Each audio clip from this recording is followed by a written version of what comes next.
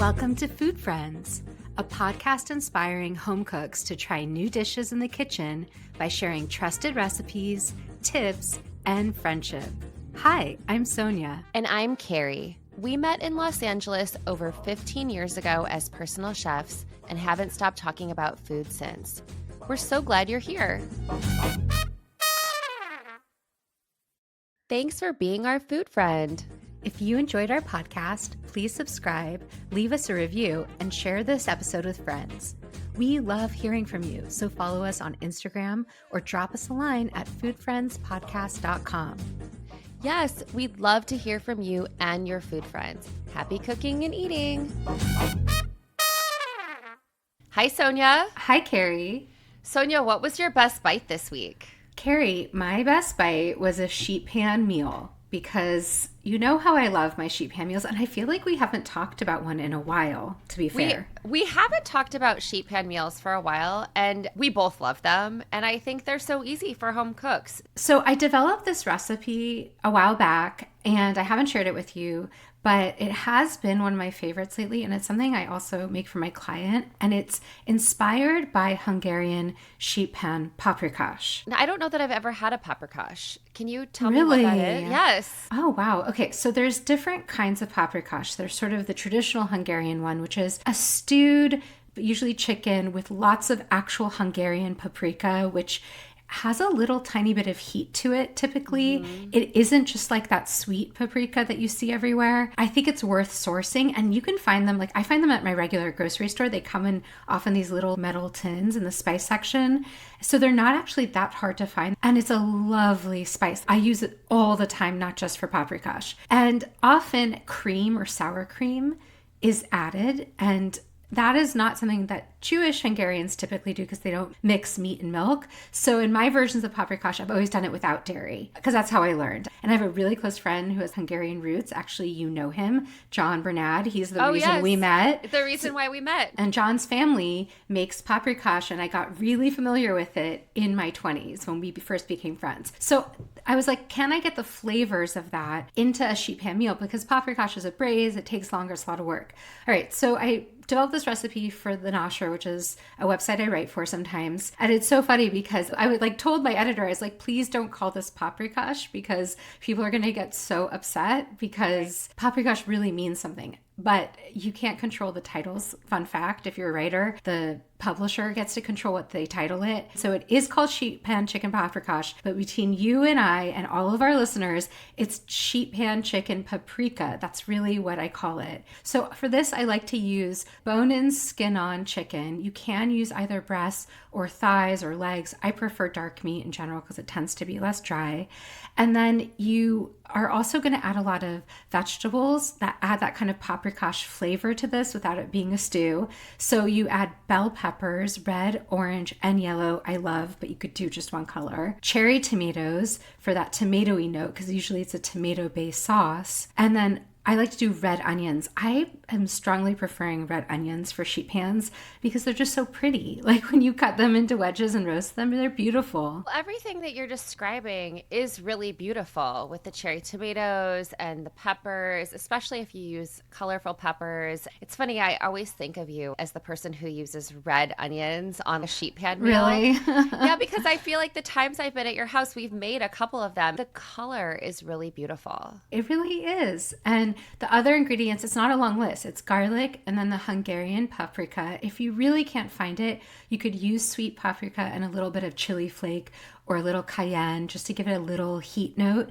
And then salt and pepper, olive oil. If you want to garnish with parsley, go for it for color. I think that's a pretty simple ingredient list, which is why I think of this as a weeknight meal, and it's how I made it. This week, I made it as a weeknight meal because it comes together so quickly. You preheat your oven to 425. You put it all in a sheet pan at the same time. You do a layer of the vegetables. Then you do your chicken on top. You season every layer really well with all the spices, salt and pepper, and then you're cooking it for 45 to 50 minutes until everything caramelizes, gets fully cooked, melts together, and that's dinner. Since you're putting all the vegetables and the chicken on the sheet pan at the same time, Those vegetables are getting schmaltzy, right? They're taking on that sort of chicken fat that renders off of your bone-in skin-on chicken, which keeps your chicken more flavorful and moist, that word that we sometimes try not to use. But I think all that flavor then probably gets transferred to all your vegetables, right? That's to me, the benefit of sheet pan meal. Now, some people critique sheet pan meals because they say your vegetables get too soggy. I think with this dish, because it harkens to a stew, I'm not looking for crispy vegetables. Right, I'm right. looking for saucy vegetables. And you're exactly right. Those chicken juices from the chicken skin, that's why you want bone-in skin on. They release more fat. Right. That adds to the vegetable sauciness.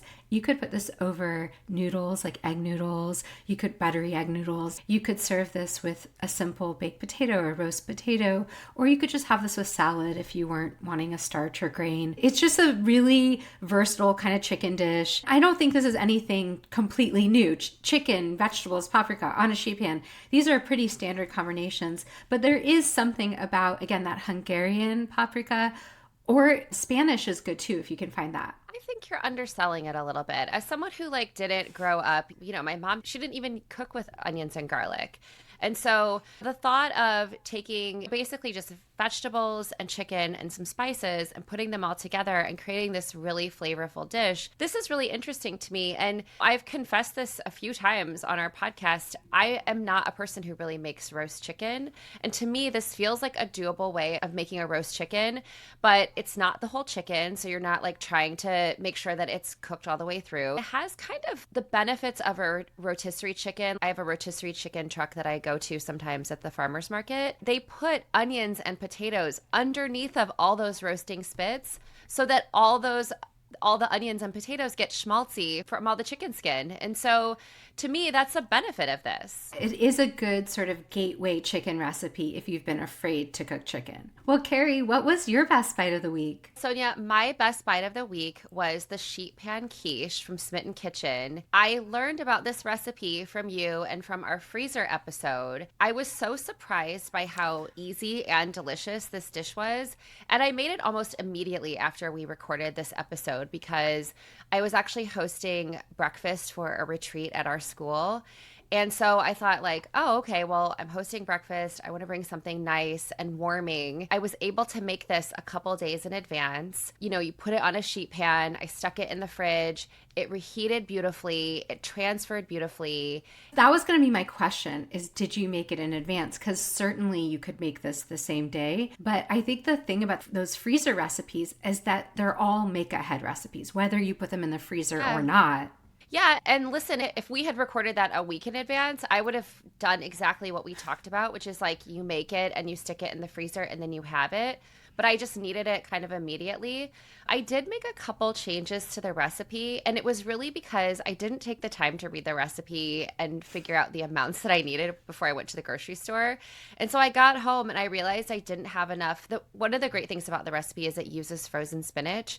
And I realized I didn't have enough frozen spinach, but I had some fresh greens in my refrigerator, like some kale, and I had a bunch of herbs. Instead of just scallion, I ended up using parsley, dill, and mint, along with some fresh kale. I just followed the recipe in terms of weighing things. If it was 10 ounces of spinach, I used 10 ounces of fresh greens and fresh herbs, and it totally transferred and worked. And people were like, what is this? This is so good. It is a bit of a fussy recipe. It's fussy, but it's not hard. You do make the crust. You can make the pie crust in your food processor. One of the things I love about it, she wants you to rest it. It goes into your freezer. It gets cold. You par bake it. So there's a few steps. And while the crust is cooking, you can put together the filling. You can do this in stages over the course of a day or even a couple days if you want to. But none of the steps are difficult. I also thought it was really smart that she called for cream cheese and Parmesan and either cheddar or Gruyere. I ended up using a sharp cheddar, which I really loved. I did buy some Gruyere to make a future sheet pan quiche because I want to know what it tastes like with Gruyere as well. I think that nuttiness, you don't need it. I think it could work with so many cheeses, Swiss, mild cheddar, but there is something about Gruyere, or if you can even find Comté, which is one of my absolute favorite, they are just actually nutty.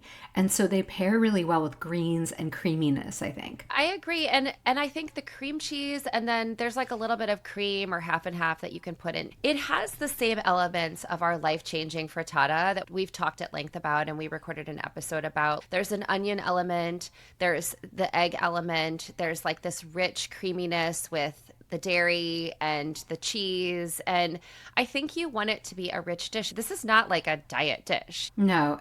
But is there something appealing about the thickness of it for you too? Because for me, I feel like the advantage of the sheet pan quiche is I don't always want those super tall, eggy slices of quiches. And I like that this is a little flatter and a little more compact. So if it is rich, you're getting kind of a smaller bite and it doesn't feel as heavy. Well, yes. And I think it's actually what I love about a crostata. And I wonder if you would agree with me that the ratio of crust to filling is really excellent. And especially when we weren't sitting down to prep or brunch. This was like a work meeting. And so people were putting different things on their plates. And I cut up some apples and some pears and sort of served this like very basic fruit salad. And someone else brought some donuts. It was more like a buffet plate. And so I think the size and that shape was easy to eat with a plastic fork on a paper plate. It was still elegant and homemade. I really loved that.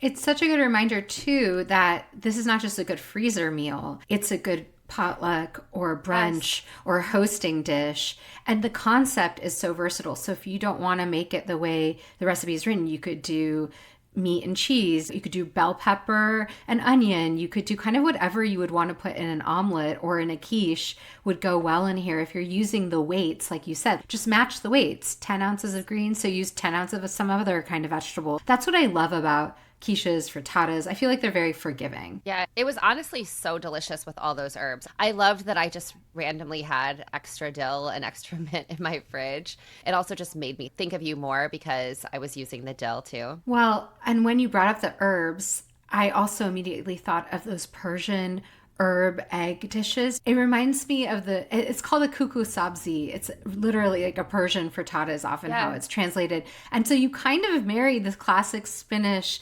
quiche with a Persian style dish. To me, there's no place where I don't want dill and greens and egg. That's a very comforting combination to me. Well, I love that we both came in with 2 sheet pan recipes. It just happens, I think, because we spend so much time together talking about food, but I still love it. Yeah, and a sheet pan dish it just makes your life easier. Sometimes you just have to get dinner on the table. I think that's why home cooks like sheet pan dishes so much anyway. Definitely. Well, until next time. Until next time, bye. Bye. Thanks for being our food friend. If you enjoyed our podcast, please subscribe, leave us a review, and share this episode with friends. We love hearing from you, so follow us on Instagram or drop us a line at foodfriendspodcast.com. Yes, we'd love to hear from you and your food friends. Happy cooking and eating!